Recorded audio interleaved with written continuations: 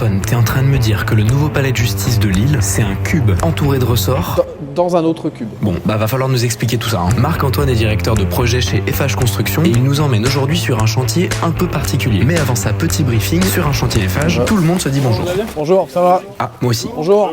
Bonjour. Là, on va directement dans le sous-sol et on va aller constater la coupure vibratoire. Parce que en ce moment, on a l'entendement du TGV qui passe sous nos pieds à 15 mètres de la structure. Et oui, parce que dans un palais de justice, il y a tout un tas de gens qui prennent des décisions assez importantes. Alors, il n'est pas question qu'ils soient déconcentrés. Mais Marc-Antoine, c'est quoi la coupure vibratoire? Si j'avais à l'expliquer à un enfant de 5 ans, je lui expliquerais que globalement, le bâtiment, si on avait une immense grue, on pourrait le soulever, qui serait absolument pas en relation avec le sol extérieur. On empêche la vibration de passer de l'extérieur vers l'intérieur. On a deux procédés différents qu'on a mis en œuvre sur cette opération. Le premier procédé qu'on a mis en place, ce sont des boîtes à ressorts que l'on peut constater ici, qui est en liaison avec la structure qui, elle, vibre, et de l'autre côté, avec la structure qui, elle, ne vibre pas. Sur 600 mètres linéaires, on a des boîtes à ressorts à peu près tous les 3 mètres. Un cube entouré de ressorts. Et c'est quoi le deuxième procédé? Et ce que vous pouvez constater entre les deux, c'est qu'on a un appui élastomère. Oula, et c'est quoi? Ça peut ressembler à un Lego très dur en plastique, qui fait à peu près 5 cm d'épaisseur. On a du béton de part et d'autre, on a un appui entre les deux, la vibration ne se transmet pas. Donc là, on arrive vraiment dans la zone spécifique